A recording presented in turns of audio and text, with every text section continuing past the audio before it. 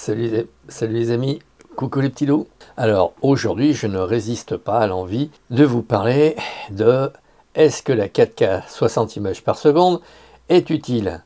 Parce que j'ai fait des essais et je vais vous dire exactement ce que j'en pense au cours de cette vidéo. A tout de suite. Y a-t-il une plus-value entre le 60 et le 30 images par seconde? Y a-t-il une vraie différence qualitative? Pourquoi tourner en 4K plutôt qu'en 1080? Il y a quelques années, 3 ans ou plus, je vous aurais dit, tourner en 1080, c'est léger, c'est performant. Et puis, dernièrement, sur YouTube, j'ai publié une vidéo en 4K, comme d'habitude. Et j'ai vu cette vidéo en 480, quelque chose comme ça, ou 720, je ne sais plus. Et elle me semblait floue. Alors, je me pose la question, on va dire techniquement parlant, qu'est-ce que la 4K 60 images par seconde? Donc pour la facilité du langage, je vais dire 4K 60. Qu'est-ce qu'elle va m'apporter de plus par rapport à la 4K 30? Est-ce qu'elle va me procurer un bon qualitatif comme passer du 1080 à la 4K? Ou bien est-ce à la marge? Nous allons voir ça. J'ai fait des essais vidéo tournés en 4K 60, 4K 30 avec le Z6, 4K 30 images avec le Z50 et 1080 avec le Z6 II. Histoire de voir si vous vous en êtes aperçu, j'ai fait quelques vidéos en 4K 60 images par seconde et a priori personne ne m'a dit « Waouh, tiens, ta vidéo là, elle croustille par rapport aux autres ». Donc, déjà, le bon qualitatif n'est pas évident. Donc à la fin de cette vidéo, nous allons parler des avantages et des inconvénients à tourner en 4K 30 et 60 images par seconde. Histoire de voir un petit peu si on a raison de monter en épingle le 4K 60. Voir éventuellement s'il y a des inconvénients à tourner en 4K 60. Et puis aussi faire un point sur les specs. A-t-on raison de regarder les fiches des boîtiers avant de les acheter et de ne prendre en compte que les specs? Le souci ou avantage, c'est que l'on ne tourne pas simultanément en 4K 60, 4K 30, 1080, etc., etc. pour voir la différence. Avant d'éplucher les specs d'un boîtier, mais il ne faut pas se tromper de cible, car tourner avec un APS-C ou un 2436, ce n'est pas la même chose. Même si par ailleurs j'ai essayé en faisant des vidéos 4K avec mon Z50 et mon Z6, effectivement, quand on les met côte à côte, il y a quand même un bon qualitatif par rapport au plein format vis-à-vis de l'APS-C. Il peut y avoir tout un tas de problèmes de cartes. Par exemple, le Z6, pour tourner en vidéo, eh bien, c'est des XQD. Sur le Z50, c'est des cartes SD. Certes, ce ne sont pas les premières d'entrée de gamme, mais c'est quand même des cartes SD, donc beaucoup moins chères. Après, il y a le stockage sur nos disques durs. Il faut en tenir compte. Alors, souhaitez-vous faire de belles vidéos et la photo ne vous branche qu'accessoirement? Ok, la fiche technique vous sera grandement utile. Mais à ce moment-là, n'auriez-vous pas intérêt à vous acheter directement une caméra vidéo, style Blackmagic, qui utilise des objectifs d'autres marques, du style Panasonic, Lumix, 4 tiers, micro 4 tiers par exemple, au lieu d'acheter un appareil photo qui fasse de la vidéo. Ce ne serait pas complètement sot, songez-y. Vous avez déjà tout un arsenal d'objectifs et vous n'êtes pas plus que ça intéressé par la vidéo. Là, de mon point de vue, les fiches techniques, il faut mettre un bémol, voire un gros bémol. Le boîtier de vos rêves ne va que jusqu'au 4 millième de seconde? Ouais, ok. Citez-moi quelques exemples où il vous faut le 16 millième, voire le 32 millième de seconde. N'ayez pas peur, mettez sous la vidéo vos exemples, et puis on en discutera un petit peu. Personne ne vous mangera. Votre boîtier pose jusqu'à 30 secondes. C'est nickel. Après, dites-moi ce que vous voulez faire comme photo la nuit, et je vous dirai ce qu'il faut prendre comme matériel. Vous voulez prendre la Lune? Ou vous voulez prendre en photo la Lune? Prenez une base de diaphragme 8, f8, vitesse 100-125e de seconde à 100 ISO. La vitesse doit être égale à la sensibilité. C'est des paramètres qui vont bien. Au-delà, eh bien, vous faites une prise de vue et puis après, vous ajustez en fonction du résultat. La sensibilité de votre boîtier ne va que jusqu'à 51 200 ISO. Waouh! C'est un problème pour vous? Parce que je vous signale qu'à une certaine époque, c'est vrai que je fais un peu figure d'ancêtre. Mais bon, ceci dit, à une certaine époque, nous n'avions que des pellicules 400 ISO, voire 3200 si on faisait du noir et blanc ou si on poussait excessivement la pellicule 400. Nous n'avions même que le millième de seconde. Et pourtant, on faisait de bonnes photos. Elles n'étaient pas ratées, elles n'étaient pas sous-exposées, elles n'étaient pas surexposées, quand on savait prendre des photos, bien évidemment. Hein.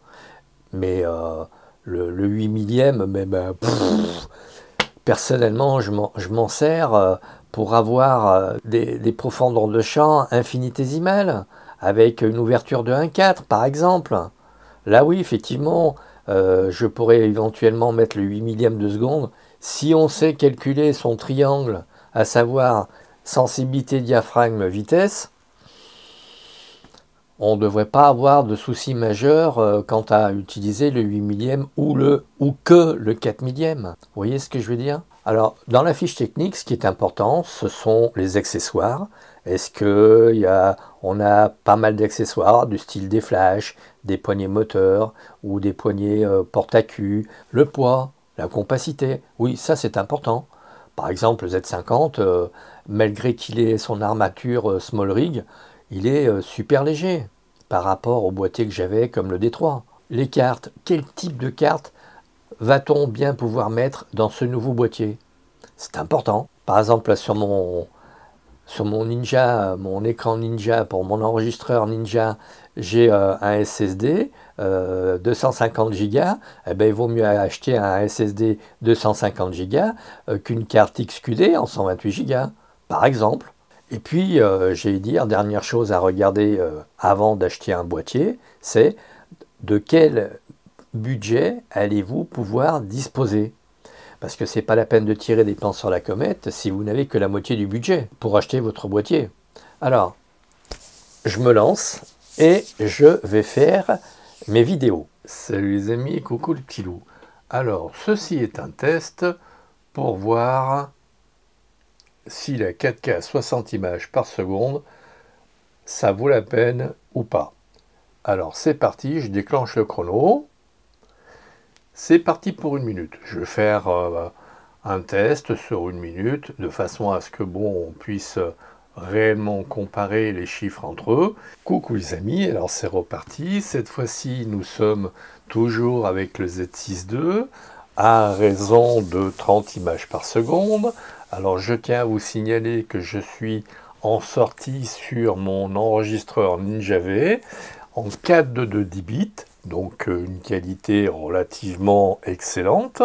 Nous verrons si effectivement il y a des différences ou pas au niveau qualitatif. Bien, eh ben écoutez, même combat, hein, je suis toujours avec mon Z6 II, de façon à avoir le maximum de qualité intrinsèque du capteur. Et là, je suis en 1080, 30 images par seconde. Et nous allons tourner jusqu'à ce que nous ayons atteint la minute. À toutes les prises que j'ai faites auparavant. Là, je suis avec le Z50. Nous sommes en 4K, 30 images par seconde. Alors là, je ne suis pas en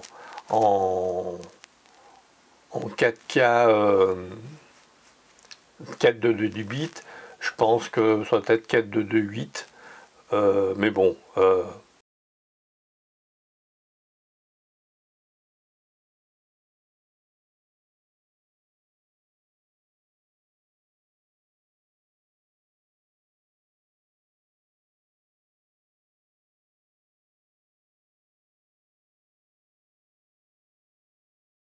Alors j'ai fait 4 vidéos d'1 minute, plus ou moins à quelques secondes près, histoire de voir, et là j'ai été étonné, des résultats, pour voir s'il y a des grosses différences. Alors je vais regarder mon écran, qui est derrière mon appareil, pour vous donner un petit peu les chiffres. Alors, la 4K 60 avec le Z6 II, 1 minute de vidéo. C'est 60 mégaoctets. Pour la 30 images par seconde, toujours avec le Z6 II, c'est 67 mégas, donc quasi équivalent. La 4K avec le Z50, c'est 16 mégas. Et enfin, la 1080 sur le Z6 II, c'est 15 mégaoctets. Un peu comme la 4K 30 images du Z50. Tous ces formats nous apportent des choses différentes. Et cela se paye au prix d'un son inégal, d'une luminance différente pour le Z50 par exemple, d'un son plus étouffé sur le 1080 du Z6. Tout ça avec le même enregistreur, Atomos Ninja V, avec le système de micro HF Rode Link. Le son est identique avec la 4K 60 ou 4K 30 images secondes. Le son est plus aigu sur la 4K 30 images du Z50. Et le son est étouffé avec la 1080 du Z6. Comme quoi, avec le même matériel, selon que l'on fasse de la 4K ou du 1080, ce n'est pas tout à fait la même chose. Et là, ça a été quand même une petite surprise pour moi. Je pensais que la 4K 60 allait exploser les scores, et en fait non, elle est relativement bien contenue, au moins pour le Z6 II. Alors, toutes ces choses ont une importance, puisque en fait, quand je fais des vidéos en 4K, cela m'évite de remixer le son, et donc je gagne du temps. Je gagne du temps pour chercher la bonne tessiture. Avec le Rode Link, je l'ai immédiatement. Alors par contre, quant à l'augmentation ou la plus-value de la 60 par rapport à la 30, alors là, je me marre. C'est exactement la même chose. Et oui les amis, il n'y a aucune différence. Alors, les sinistres imbéciles qui nous rabattent les oreilles avec « Ouais, ben Nikon, il fait pas de la 4K 60 ». Ouais, bah nous on s'en fout, on s'en bat les couettes. Car, à part ceux qui ont des lévries Afghan Greyhound, c'est des chiens qui courent à 70 km/h. Pour les autres vidéastes, bof. Et je ne parle même pas des photographes, mais alors qui s'en battent les couettes, mais alors à tel point qu'on n'en a même pas idée.